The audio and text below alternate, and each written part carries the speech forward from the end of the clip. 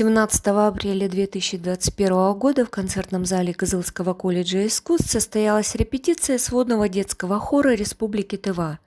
В этом году в состав детского хора вошло 100 человек. Это учащиеся из детской школы села Сукпак, Республиканской школы искусств имени Ростислава Кенденбиля, музыкальной школы-студии при Кызылском колледже искусств и детской школы искусств имени Надежды Рушевой. Концерт детского хора Республики Тыва состоится 7 мая в Тувинской государственной филармонии имени Валерия Халилова и будет посвящен Дню Победы. В репертуар хора вошли песни о детстве, о мире, песни патриотической тематики и песни военных лет.